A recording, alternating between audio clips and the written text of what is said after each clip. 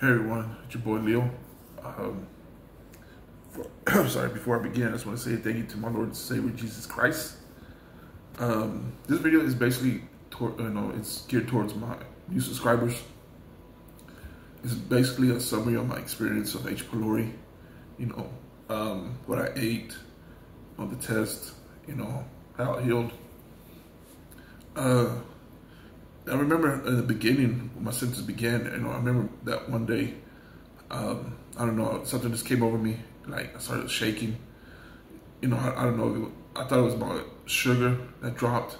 I just felt like I wanted to die, got on my knees, started praying to God, please don't take me, this is, I'm not ready to go yet, I'm not ready to leave this earth yet, but I didn't know what it was. I just kept on feel shaky, like I was gonna pass out or die.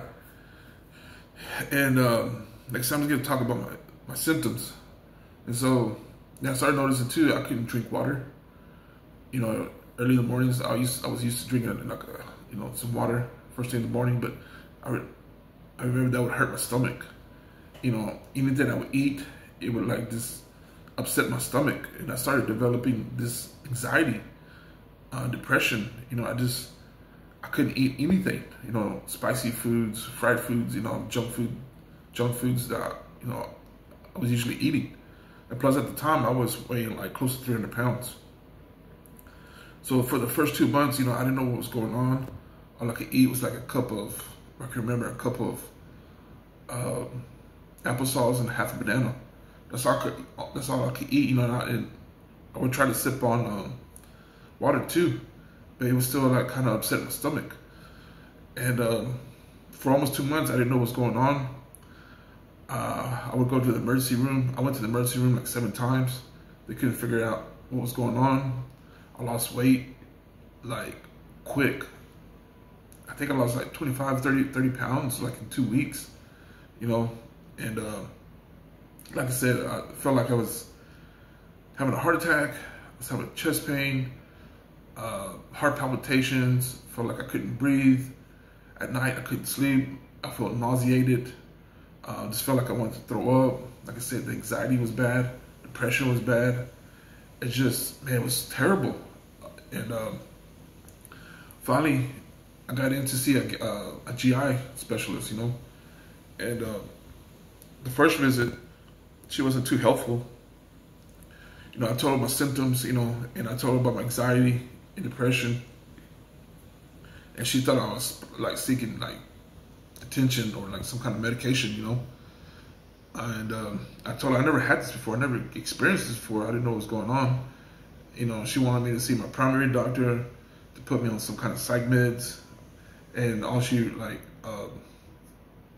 prescribed me was PPI. She said, try this for 2 weeks. In 2 weeks, come back and let's reevaluate, the situation. So the first week, I think, well, not even a week, I was doing the PPIs. Was it 40 milligrams? 40 milligrams, one in the morning and one at night, PPI. And man, I just felt like it was making me worse. I felt like I was, like, I wanted to die, So I stopped taking those. So I started like sticking to the You went back to the ER. You went back to the ER before. I went back to the ER. The last time, and that's when we had her ask you to test you for H. pylori. H. pylori. Mm-hmm. That's right. And but this whole time I was figuring out foods, what to eat. And that's when I learned the bland diet. Stay away from seasonings, the fried foods, the spicy foods. And I stuck with those foods. I was consistent with those foods every single day. I did not want to eat nothing else. And all those foods are in my channel, my previous stuff. So finally, our second visit, she tested me for H. pylori. She tested me, by a blood draw, and it came back positive. That I was positive for the antigen H. pylori. And then she prescribed me tetracycline, Flagyl, a PPI, and what else? And Pepto-Bismol, 4 times a day for 2 weeks. And just to let you know, I I didn't take my PPI. You know, I just stuck You with, started to, and then you stopped. I started to, and I stopped, right? Yes, because it was too Maybe much. like 2 days. Yeah, it was just too much for me. And I stuck with the bland diet. And I started, and I remember the first day I took my antibiotics. God, man, it hurt my stomach bad. And I think you reminded me, like, I need to eat first. Yes. So the second time, the second day, I ate first before I take my medication. That helped out a little bit. But let me tell you, those antibiotics are hard on your stomach. There were many days I wanted to quit. I was miserable. I wanted to quit. It was hard on my stomach. Those taking that medication, you know. But what helped me was like I was able to eat first, and that helped me out first. That helped me out a little bit. Eating first and taking my medication. Those were the longest 2 weeks, you know. And then I started developing even more symptoms. And I would ask the doctor, you know, what's going on, you know, but they couldn't give me no answers. I started feeling, my feet started to feel like they were cold, numb, like numbish. I started developing chills real bad. It was during the summer, you know. Here, the summers here in Texas, man, they're brutal. It was still during COVID season, It was still during COVID season, too. They tested you many times for COVID. You know, they thought, you know, they were thinking it was like COVID, but nah, because man. of the chills. The chills. You know, I still went to the emergency room again.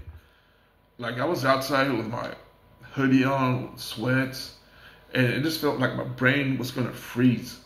It just, it's hard to explain. It just felt like I was going to have a seizure or something.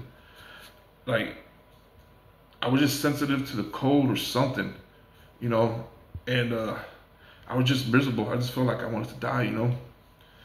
And but I still kept eating the bland diet, you know. I still was consistent with that no matter what, and I had lost my appetite.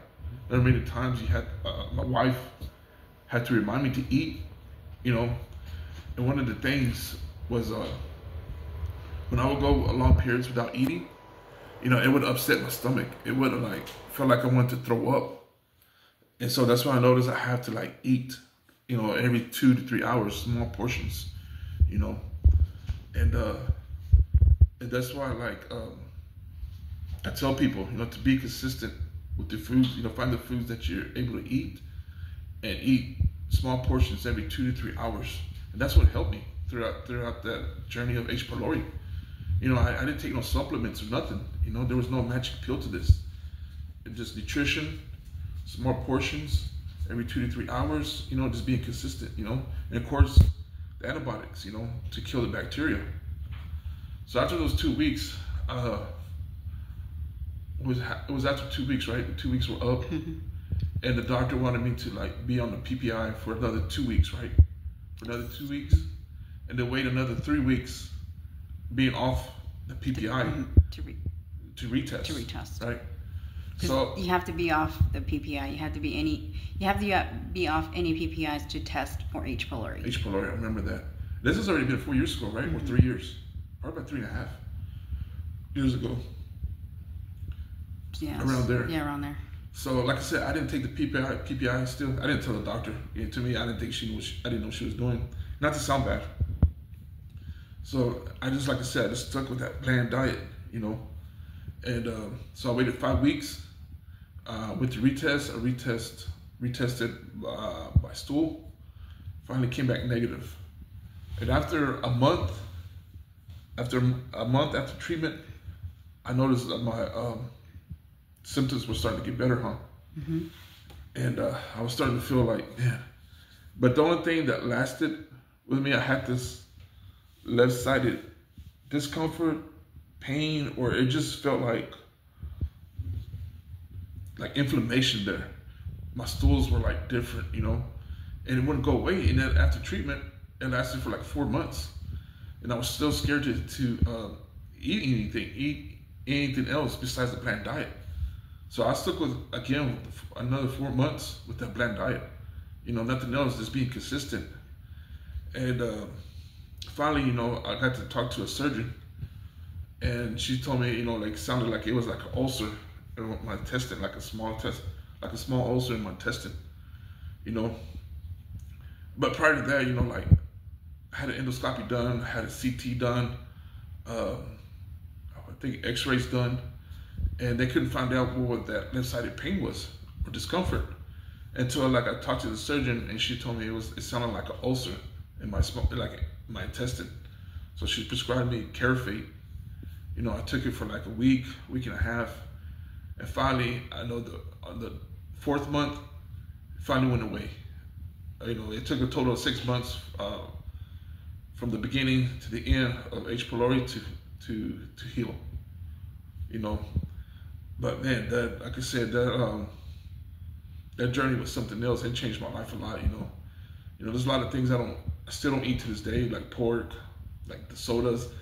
I'm not saying I don't drink sodas, but I cut down a lot. Fast food, like, you know, Taco Bell, stuff like that. Seafood, shrimp.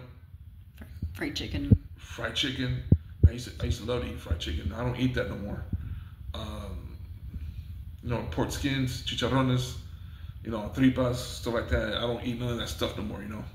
And I'm not saying I eat the healthiest, but I changed a lot, you know.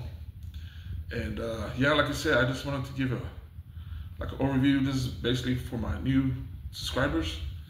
And like I said, you know, he's got to be consistent with this, you know. After treatment, you know, you're not going to heal right away. It's going to take time, but you still have to be consistent with the blend diet. You know, it might take 6 months, it might take 9 months, it might take a year to heal. It just depends. You know, everybody's different, you know. But like I said, just hang in there, be consistent, be patient, and be dedicated. And like I said, y'all get through this. And hopefully this helped out. And I'll see y'all next time.